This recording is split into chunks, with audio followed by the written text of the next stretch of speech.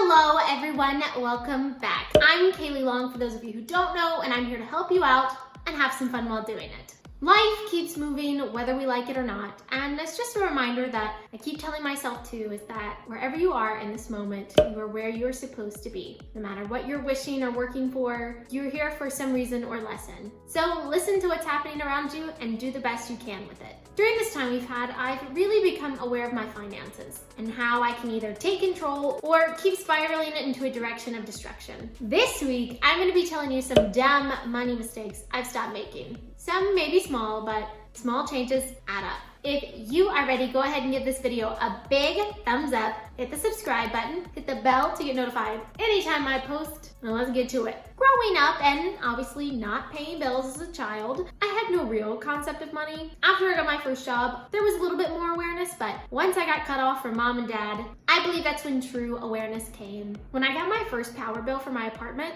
I nearly had a heart attack. I knew that something had to change. So the first poor money mistake I stopped making was using access lights. And I started turning off lights as I left the room. There is absolutely no reason I should have two lights on, unless I'm filming and I need better lighting. But other than that, no.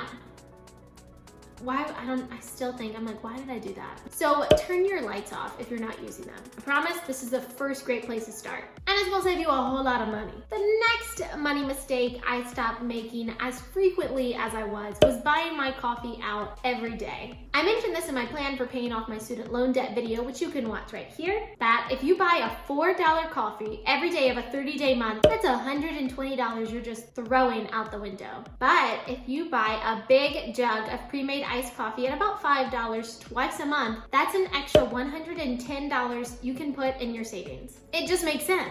I believe personal finance taught in high school should be broken down in a more simpler way. And maybe I'll create a course one day that's more straightforward. But in leaving high school, I had no idea how important it was to build up credit. I was just swiping my credit card, budgeting a little, and thinking I was doing great. Which, yes, budgeting is good, but buying something and proving to the bank that you can pay them back on time or even early is a great thing. So I started making my normal purchases on my credit card instead of my debit card. I always pay the full amount on my credit card every month. And in doing this, it's already raised my credit score 60 points. So I'm looking forward to see how high I can get it. I highly recommend that every young person start doing this. Just saying. I'm a foodie. I know this. I like to eat. And meal prepping has really helped me not overspend. When I look back on all the money I just wasted, it makes me a little irritated, but you can only know what you know when you know it. And now that I know better, I'm gonna do better. So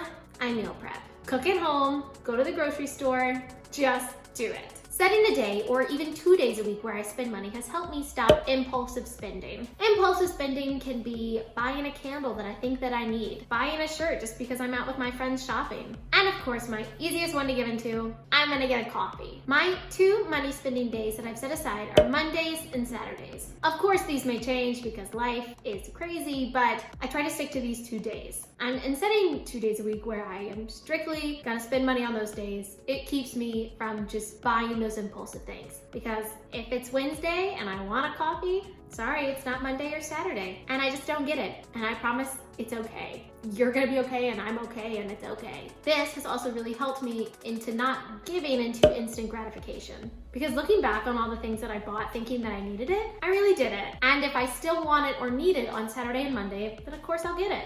But most of the time, if you walk away from something, you'll realize, I don't really need that thing. Also, side note, don't worry, I have no trouble in spoiling myself. I don't, completely deprive myself of things that I do want to treat myself to. But I don't need to treat myself every single week. You never know what life is gonna throw your way, and you don't really know when you may be in a sticky situation and need a little bit more money. So having a thick in case of emergency fund is something you should work for ASAP. Also, thick is a slang word, which just kind of means a lot, like a decent amount. So having I just want to say thick again, a good amount in an emergency fund. I used to spend a lot of money not really thinking about the future. Last year at this time, I got the flu, and I spent almost $900 that month. I went to the doctors 3 times. I had to get all the medicine, including an inhaler, cough suppressant, a pain reliever, and I was ordering food through Postmates so that I wouldn't spread the sickness. And if you have used Postmates, you know it's a little bit expensive. So I spent a lot of money that month and I didn't really have a big savings account yet. If I would have had a better emergency fund, I wouldn't have been as stressed in paying back that money. Don't worry, I paid it off, but a word from the wiser, like I'm wiser now, have at least, I know it's kind of a lot, at least a $3,000 emergency fund. I think that's a good place to start, and then just constantly keep adding to it. Just a place to start. This next point is very important because not knowing the value of money and how to make your money work for you is what keeps a lot of people from reaching their financial goals.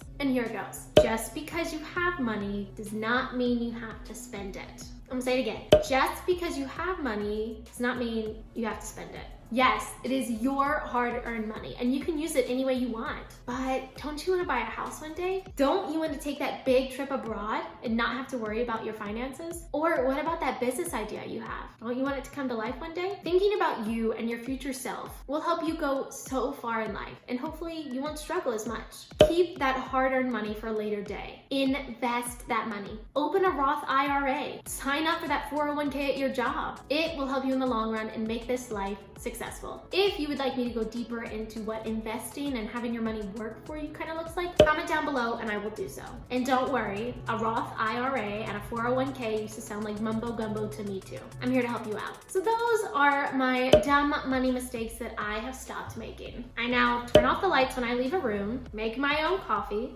use my credit card as much as I can, and I pay it off completely every single month. I meal prep. I have a set 2 days a week where I spend money and I don't spend money on any of the other days. Have a thick emergency fund of at least $3,000 and always keep building at it. And I start saving and investing my money instead of just spending it. If there are any other dumb money mistakes you used to make, comment down below so we can all help each other out. Because I still have a lot to learn myself. You are in control of your life. Yes, I understand that things sometimes happen to us and they're out of our control, but how we react again is in our control. So learn all that you can about your finances and keep moving forward. Keep working towards that life that you want. If you found this video helpful, don't forget to give it a big thumbs up. Hit the subscribe button for more content like this. Hit the bell to get notified anytime I post, and I'll see you here again next week. As always, keep it positive. Thank you guys so much. I love making these videos. I just like helping people out, and if I can, I'm gonna do it. All right, thank you so much. Bye guys. Okay, I'm out.